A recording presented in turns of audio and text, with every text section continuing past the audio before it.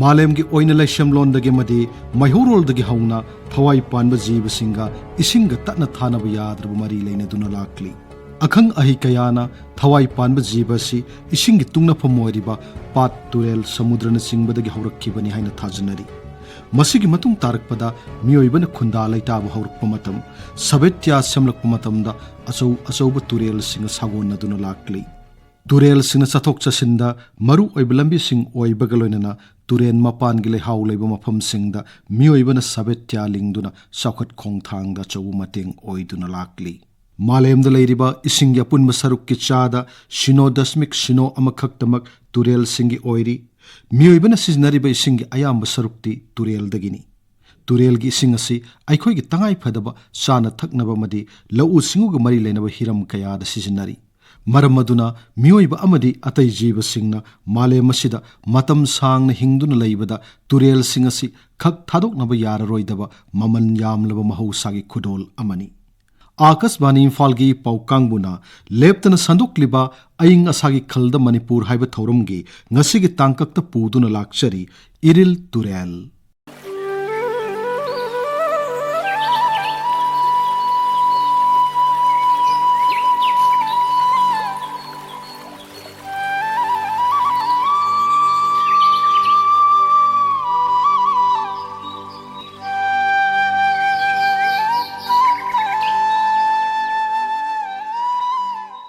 लैशमलोन के मित्यंग द येंगलुबदा तुरेल सिंगना मालेम के लैमाई शेमबदा अचौबु थौदांग कया लौदुना लाक्ली अवांग मफमदगी सेंथरक्लिबा लैनांग अमदि अतोप पोलम कयाना मालेम के खर कुथब नत्रगा अनेम मफमदा अमुक तुंगसिंदुना लाइकी मतौ असुमना लेप्तना चेलिब तुरेल सिंगना सेंथरक लैनांग अमदि अतोप पोलम कयासिना असुम तुंगसिनखिबा मफम सिंगदु सही कयागी मतुंगदा अपाक लैहाउ सेनबा तंपाकलम ओइरई अतोपा सिंथानिंगाई ओइबामना महौसाई खल अमसुंग अकोइबगी फिबम कया यामना सोक्सिलबगी हाइबसिसु मफमसिंग अदुदा चेलिब तुरेल सिंगदा चाउना ममी ताब थेंगनरी मसिगी मतंगदा मणिपुर यूनिवर्सिटी की जियोग्राफी डिपार्टमेंट की प्रोफेसर खुंद्राकपम प्रदीपना आकाशवाणी इम्फाल की पाउकांगबुदा असुमना फोंदोरक्ली रिवर सिस्टम की न लौलिबा मागी रोल याम मरु ओइग्रे हाइबती पृथ्वी की मागी लेरिबा लैंड कॉन्फ़िगरेशन अवांगबा अनेमबा याय मरब तौबा कुथबा सिगी मयाम पुनमक्सी अखोइना रिवर की थबक्सिना कई तौगे हाइबा मतमदा माना तौगदुसी जनरल लेवलिंग हाइबती अवांगबा की जगह ना इरोजन तौरकांदा मसागी अवांगबा जगह से हंदाहनबा अदुगा सिदैतिगी इरोजन तौरगा पुथरेइबा पोचै मयाम सिंथि रिवर सिंथिना तिगी रॉक डेब्रिस अदगी लेरिबा सैंड ग्रेवल मयाम सिंथि तुरेन सिंथिना पुथरकदौबनी हाइबा डेब्रिस सिंथिना इसिंथिगा लोइनना हेक तत्पुंगमीबा जगहदुबो कुमधरकदोरिमनी अदुगा मसी कदाइदा डिपोजिट तौगदगे हाइबा मतमदा मागी बेस लेवल होगी तुरेन की इचेंजी माई वेलोसिटी जे हंदग्रबा अदुबा जगह हाइबती प्लेन एरिया इदैसिदा डिपोजिट तौगदोइनी अदुना इरोजन हाइबा मा अदगी ट्रांसपोर्टेशन हाइबा मा डिपोजिशन हाइबा मा प्रोसेस अहुमनी तौगदोरिसे अदु प्रोसेस अहुमसिना पृथ्वी की मागी स्कल्पचरिंग मसागी अर्थ सरफेस सिंथे सेंटोकपा साजिनबा तौबा थबकी तुरेन सिंथिना हेक तुरेन सिंह हेक लेरपदगी लेफ्टन चथैबा पोट अमनी अवांगलोमदा चेनगिबा तुरेन मखारोमदा चेलपा तुरेन हाइरिबा चेलइबा तुरेन सिदा करमबा तुरेन खरम मचा सिंसिन तिंजनबा अदुगी पुनमक सिगी नेटवर्किंग सिस्टम से मसी मागी लमदुगी ओइबा टोपोग्राफी दुगा अनिदु पुल्लगा एसोसिएट तौबा अदुमा सिस्टम दुनी रिवर सिस्टम हाइसे पृथ्वी की सरफेस अर्थ की सरफेस से हजिक लेगिबा फिबम से कमाइन लेगे इनो हाइबा तारगदी हजिकसु लेप्तना मथक्ता लेबा अवांगबा जगह की लैंड की एरिया से इरोजन तौरकांदा मखादा अदुम पुथरइबिनी नोंग ताबा मतमदा तुरेन नोंगलिक सिंसिना फुरगो डेब्रिस मयाम सिंथि नोंगी इसिंदुगा लोइनना तुरेन सिदा चेलइबनी अदो चेलइबा तुरेन सि मसागी पुथगदोरिबा डेब्रिस मयाम सिंथि तुरेनदुदा इसिंग लेत्रगदि पुथबा ngमोय अदना तुरेनदुगी मसागी चैनल कैपेसिटी हाइदना रिक्वायर वॉल्यूम ऑफ वाटर अमा दरकार लई मधुगी वॉल्यूम ऑफ वाटर से लौद्रिगी मान पुथरइबा इरोजन मतलब erosion तौरइबा पोचै मयाम सिंसे Masih पुथबा ngमोय river system si na environmental change tawbada monitoring tawba yaba masak ama oi haibasisu yam chumba poni erosion transportation and deposition haiba sigi process makal ahum se machi magi environment change tawbaduna maram oiraganda turen singsi mogi erosion su mapung phan tawum daba adagi tawren khalaga su transportation mapung phan tawum daba adagi deposition su tawum daba adungagi masakji akoina turen sidegida karibu matamda uba yawi samna harabada kangwam thokdaba matamda turen ising kangne haibasi magi turen duna puthara iba debris mayam singdo makha tana puthaba ngamdre haibani turen khonung duda deposit toksalle haibani deposit toksalagati turen khonung thenjalla adagi ki thenjalla abanina mathang nong tarpu matamda channel capacity haidana turen duna total volume of water lakham thokpa ising du masagi lapu matamda magi channel capacity handarabani turen ising du overflow lai maduna flood thokna bagi macha ama oi nong tagraba matung sidai sida nong ising sina lainung da faudalga changaga lainung da matam khara hangatlaga lehogadaba ising mayam si hangattabida nong hek tabaga khudak loinama down stream loin chendarapwa ising lehodaba lehodabana oraga nong hek tabaloibaga masagi lapham ising leitap turel amagi mahausa laijaramliba phibamda akaiba thoanba maram singi manungda khwaidigi maru oiba madi mahausa gi khal kaitharakpadagi nongjugi sang hantharakpa loinana aying asada ahong mulakpa sina oiri yamna su sadabaduga yamna su ingdaba aying asagi khal laiba laibak singda chenba turel singda mafam adugi aying asa hongmana turel gi mahausa laijaramliba phibamda akaiba pi aduga ka hena saba laibak singda chenba turel singi oinadi kumgi nongjugi sang khenaba madi ritugi khongchata ahongbo lakpana akaiba piri mataw sumna akoibagi ising nungsitta ahongbo kaya lakpana turelgi imaigi aying asagi khal lepi aduga turelgi isel kanba masung kandaba sina nongjugi sangi makha poli Manipur gi aying asagi khal ase yaimarup oina laibalamdam ama oi loinana nong chubagi sang asi sahida centimeter samu kundagi samu humpu phawo oi maram Manipur asi anganba matamdagi turel marang kaina leiba madi sahi chupa turel da ising phangduna lakhiba lamdam ama oirakhi atoppa khwaidigi singthaningai oiba mana Manipur da maru oiba chobu turel ahum selamba sina tampaki lammasi leihau selhanbaga loinana mioibana khunda leitabada yamna nungairaba mafam ama oihelli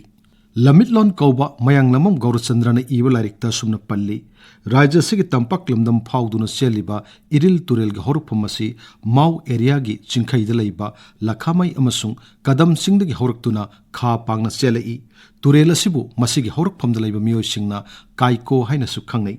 turel asina asum chentharakpada marakta lok kaya marumdagi ising chenthaраktuna tillei Madugi manungda ukrul area gi nongchuk ngamkhaidagi horukpa ihang lokna khabam panagi awang thangma ngamkhaida IRIL TUREL ga tinai ithoi lok kauba masa amana karong lomdagi kha pangna selektuna IRIL da tai mafam adudagi IRIL TUREL na kha pangna kaibi khunau amadi shakta phau selai adudagi mathang chenthaраktuna lilonggi irongda Imphal TUREL ga samnai makha tana asum chenthaраktuna ningthi TUREL haina su khangnaba chinwin turen da takhi IRIL TUREL gi asangmusi kilometer samani phumari dasmik mangarom oi IRIL TUREL asigi horokphongi matangda Manipur University da project officer oina laiba Manichandra Sanukjamna Akashvani Imphal gi pau kangbuga unabada asumna phongdorakli Nakamai awang nongchup mana hairasu yare north west pangna 3 kilometer amuk chatlaga leiba 2473 meter wangba chingdol lamadagi haureiyen asing mai hauraphamsi hairiba maphamasi Senapati district ki Paumata subdivision manungda tayen hauraphamje magi yahang loksi ukhul district ki lungchon maifei subdivision dagi yahang ji hauraga Sanakaithel phauraga laga IRIL da tillayen ithoi loksina karongi eastern side da leiba chingsang dagi hauraga Saikul dagi chingkhai pangna kilometer 9 amuk lapa mafamda samjalai tasengbadi chinglakta sum lakpadagi laitan pokpi village khuladai dagi di maji tampakil lam changi en lobu yare sigi matungda koigi khamen lokna chingba atopa achawa chawba magi tributary mayam amaju IRIL da samme Laisemlon gi matamda IRIL TUREL asi lai chirong hainabana sembani haina launai. TUREL asi Manipur da yamna nganba matamdagi lamdam asiga sagona duna leire I haibasi ariba puya singda thengnari. Tutenglon puyada Christa sahi ahum subada yoimong wa madi tauthingmang anina TUREL gi tu khong tengbada IRIL TUREL asi yauki haibagi wafam palli. Larik asida tauthingmangna IRIL TUREL tengduna lakpada lilong yorokpada ningthau telhaibaga ningai sangdanarakpadagi lan taunaki. Maduda ningthau telhaibana tena kablokpada tauthingmangda panbadagi mahaki ikheng takiba mafam adubu nganglo haina khangnaki. Tungda yoimong amadi tauthingmang anina TUREL asi amana horakphamdagi amana makhadagi tengduna lakpada unakhiba mafam adubu irong natraga arong hairaga ngasi phawbu khangnari. Puya asida anganma matamda lamdam sigi iram khonglam phatrabadi mioibu khunaina chawkhatpa amadi nungai yaifaba punsi ama lenma ngamde haibagi wafam adusu takpiri. IRIL TUREL asi khongnungda irai ichen kanba TUREL makhal amasu oiri. Anganma matamda TUREL asida ching amadi tam anigi marakta lalol itik taunabada hi sijinaduna chathok chasin tawrombagi wafam TUREL khongmanda khundariba ahal laman singna phongdok narakli. Matam amadade TUREL maril mapanda lairiba Shakta Khulda lalol itik taunaba hithangpham amasu lairammi hairi. IRIL TUREL asina TUREL horakphamdagi tampak tamna sentharakpa matamda tongan tonganba ichel tarukka mafam kayada itinnai.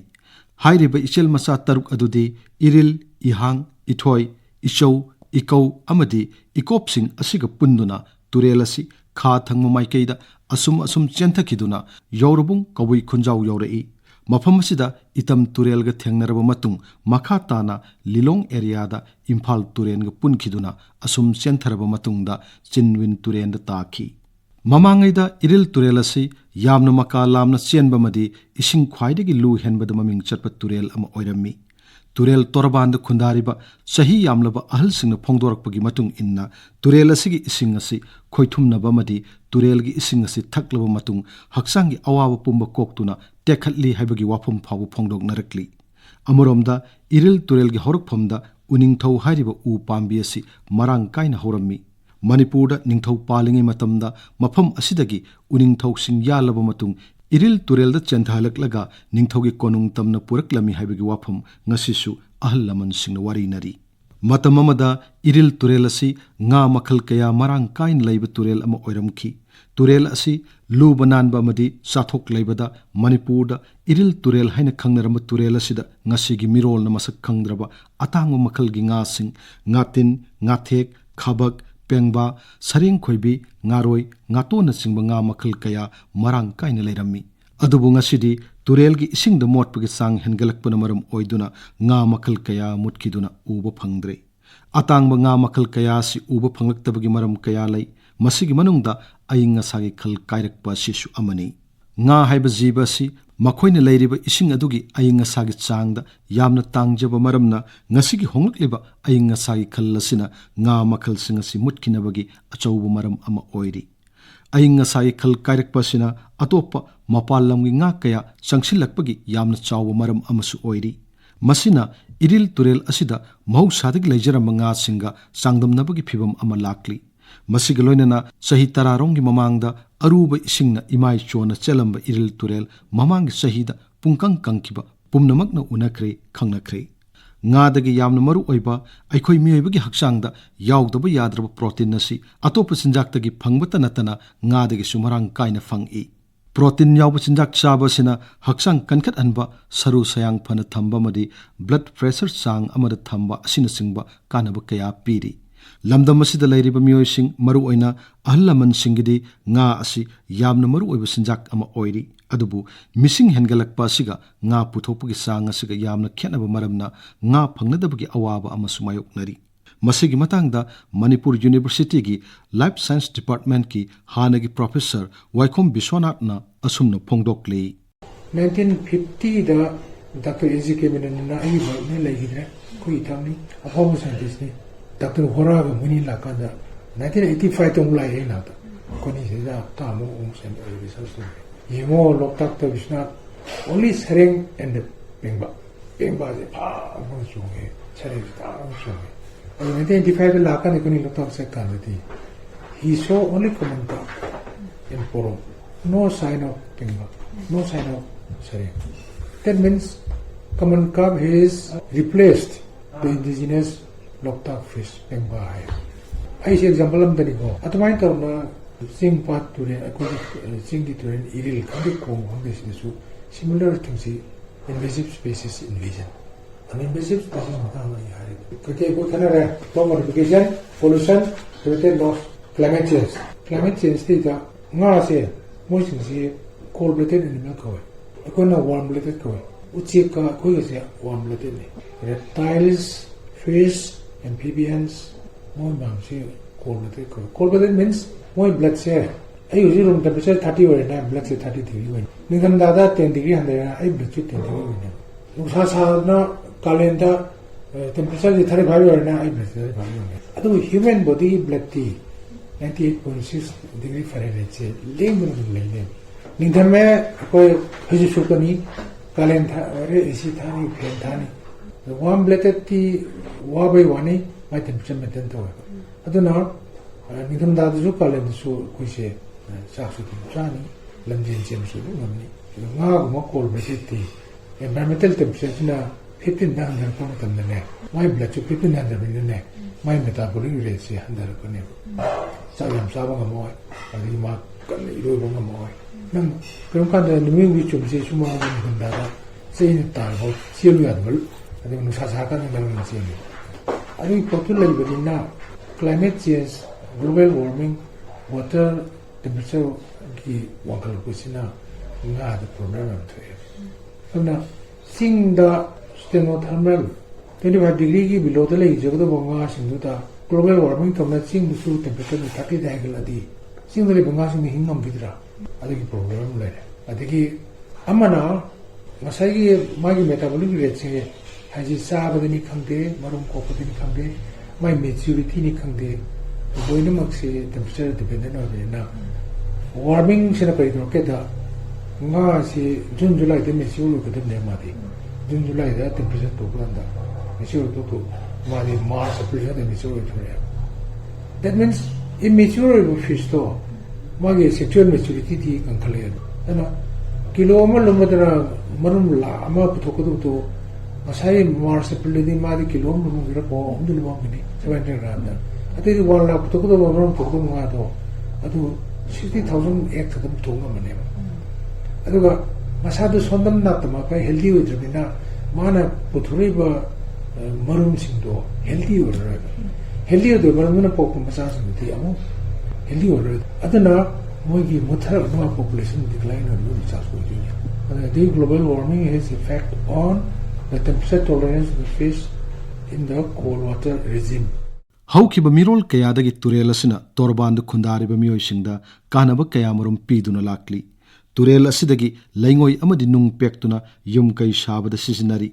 Turelasigi Toraban Nakna, Marangkaina Fangba, Nungai Haribanung Makalasina, Yumgi Kontong the Tanabagi Chanabi, Nasi Pau over Pangi. Loinana, Turengi Toraban, Layhauchi and Mamapam Ashida, Inkol Koiduna, Manamasing Matik Chana Putopagi, Chanabi Amasulairi. Chahi Kayagi Mamanga, Turel Mapanda Horomba, U Pambi Yauna, Pambi Makal Kayamarum, Chahi Karagi Mamanga, Sarkarna, Turel Lu Nalhanabani Haibagidamak, Kakat Yantat Kibaduna, Turel Gamadi, Masigi Akoibagi Piumda, Kahen Akaiba Tole Haibawapum, Turel Torban the Kundari Mioshing of Pongdok Narakli. Masigaloinana, Turelgi Ising Imai Wankalakpumatamda, Turengi Torbangi Marak the Kaiduna, Ising Ishaugi Awaba Mayok Nariba, Sigimaramsu, Uwa Sing Kakat Kiba Sina Oigani Haina, Mot Pongdok Narakli. Amaromda, Chingilamda, Maru Oina, Turelasig Horukpamda, Uwa Kaya Yantat Padagi, Toina Lebak Lehau Chantakibana, Turel Konung Tangalakpagi, Aso Maram Ama Oidi. IRIL TUREL Gamadi, Akoibagi Pivum Kaitarakliva Aikoi Mioiba, Maru Oina, Turen Mapanda Kundari, Mioshina, Chataba Tawong Singi, Chow Namami Tari Hebasi, Turela Sibu, Koina Satuni Yangshin Matamda, Uba Pangli. Turela Sigi Torbanda, Amot Akai, Fatahauti Pashinba, Turel Konda, Fatahauti Hundokpam Oirakpa, Loinana, Yumtong Singdagi Amotpa Iram Nala Sing Tadarakpana, Turelgi Ising Singalakta Bagaloinana, Turel the Laibanga Sing, Musilakna Bagatso Maram Oidi. Ngasidi turel asidagi nga phaduna hingnabagi lambida achoubu mateng phanglamba ngamising nga marang kaina phaba ngamdabadagi imung manung pubada awaba mayoknaba hore. Masiga loinana turel khongdagi laingoi ka hena pekthokpana singba tawbuna turel ge saktamda kaiba thonbata natana nga marung kokpham amasung nga gi leifam singda akaiba kaya thohalli. Hiram asigi matangda lilongdagi mioi amana Akashbani Imphal-gi pau kangbuda asumna phongdorakli. Ithai damchi leihidagi hai banga singchi loina mangkha hanadi ngaren ngatin sareng khoibi pengba khaba kari ngaroi ngaton ponamaksi loina yamna marang kaina phangami adu hajikti ithai damji hek chagibadagi hai banga makhan singchi amatta ubo phangidre koigi ayok nga hai gadra adu gumba singchi khar lai aduna tabanga di loina mangkha mahusagi ngana kasi yamna marang kaina Hangamni hojik adu manga singsi loina mangkha nga sep kumba kharaga lairi aina lejari bamfamsi long bazar ge thongam khalaga lebne masida amod akai se aduki mati bazar ge phata hauti punamakse loina isingsta thajadana thongste hundadana lera ase amod akai se na dum thanna dum laikre adana isingsi khetang kana tawda isingsi masu wondana bak yamna mong tadre phata hauti mayam sin paisanna Manipur gi puariga sagonaduna maihorol-dagi mioiba khunai de kanaba kaya piduna lakliba IRIL TUREL gi ngasigi oiriba saktamasi urubada thamoi shokningai gi masakni. Turel asigi punsi kannanaba amadi turel asida mahausadagi laijaramliba nga sing yokhatnaba hanabada pumnamakna achouba thodang lawminabagi matam oire haina akhang ahisingna phongdoknarakli. IRIL TUREL gi horokpam turel maruda u pambi marang kaina thaba umang yokhatpana turel asida sahi chupa ising lahinbada achoubu mateng oigani haiba Rajya Sarkar gi Directorate of Environment and Climate Change ki scientist singna phongdorakli. Makhoi gi matung inna turel torbalda mara setpa wa pambi kaya thabana turel torba ningkhaibadagi kanmangamgani loinana wa pambi asi khwaidagi chunaba loinana turel asigi torbanda marang kaina hauba ngamgadaba pambi makhal amani haina su phongdorakli. Atopa amana maru oina turel gi torabanda khundariba khunja singna turel asibu amot akai lehendana bo honabada achoubu thodang lohonningbagi apamba maikei kayadagi phongdoknarakli. Khul gi club amadi atop lup singna turel gi khongnungda laiba amot akai sing sengdokpagi thabak sing matam gi oina tauba aranba pambai sing sizinaduna nga phabagi thawong sing thingba turel khongnungdagi machine sizinaduna natraga ka henalaingoi pekpa thingmana singba thabak sing asi paikhatpana tung koina turel asigi phibam phana lahinbada achoubu mateng oigani haiba wafam thamnarakli. IRIL TUREL gi phibam phana thamnaba honabada miyamna lawminaba yaba thodang sing phongdokladuna turel asigi torabanda khundariba mioi amana Akashbani Imphal gi pau kangbuda asumna hai. Turen mayada koigi khundariba koigi mioi jingnasu koi turen jida koigi afatauti hundopagi haina biji ma thadokbiba abade yumdagi afatauti adagidi koigi plastic maruin akoigi plastic ki polam jing mayam koigi turen da sum lisa chitna hundarakpasina koigi turen je atkimatik molhanle sina jam thina achouba problem ma oirabani akoi hujik Manipur gi turen khuding makta amol akai hundabasina adagidi nga hawai akoina khangjarakpa matamdadi akoi turen mapanse uwa yam barang kaina hawramme adu hujikti turen mapanse uwa hawbase udre adai maru oina akoigi Chingi lamjingdasu akoigi chingje paktaknana uwa kathatpasina ngasagi turenjida akoigi chingdagi leibak mayam chendaraga turengi khongnunggumase mayam thenkalee ado sumbase akoigi chingdasu uwa thajanbiba adagidi akoi hujik turen mayada khundariba akoi chinglaw jingdasu akoigi turenda akoigi fatauti hundokpa hainabagi thabaksi matokpiba adagidi ching turen mayada hana horamba uwasing kokthokkiba chingdo amukna haunana thajanba haidi akoigi mahausagi leijaramiba turengi haktamduda akoi puraknaba punna hotnaminaji hainingi aduga akoigi sarkargi maikaidagisu akoigi department gi maikaidagisu tawyaba mateng panghanningi turen mayada akoi tariba misingsina akoigi moina fata hauti hundoise sarkargi maikaidagisu akoigi garbage ki policy je phajaba ma puthokpiraga haire yum kaidagi akoigi afata hauti hundoisingje fajana khomjanbiraga mafam chabada sanbinaba adagidi akoigi turen mayada laiba misingsidasu akoigi awareness oina turenjida afata hauti hundokpidnaba sarkargi maikaidagi adumainaga akoi poktak pibi taragadi yamthina afaba kanaba phangadraina khalle aduga turenjida khoi mahausa hana leijaramba nga makhal mayam hojikti uba phangidre maramdi khoi turen gi phibam je tuki matik soksale khoi khudima na dum khange manipur da cheliba turen ayamba mahausa gi phibam dudi amta oidre tuna sumba mayam je purok na hotna bada saka khatana tana khoi praja koina ju lobya ba thodang longmina si aduga uwa thajin si hana mahausa gi turen gi saktam da purok ngamda hotna mina si hai kaitharakliba turel singi phibam mahausadagi leijarakpa phibam aduda hanjalhanba haibasi matam sangani maram aduna tungi mirol singidamak khanduna haujiktagi hauna turel singbu kannanaba thabak paikhatpa tangai phadre phatta haudi mafam sana langthokpa turelda phisu phijam amadi irujasan mana singbu tawbidaba amasung amangsangi machum thadabana singbu toknanaba aikhoi punna wasak lawminarasi turelgi mahausadagi leijarakliba phibam kannanaba amasung yokhatnaba aikhoi punna hotnaminaba matam oire aikoina kauroidaba wafam amadi turel leibagi aikoi hingbani turel leitrabadi mioiba khunai danatana jiba panba singda makhal makha kayagi achouba chaitheng kaya lakhigani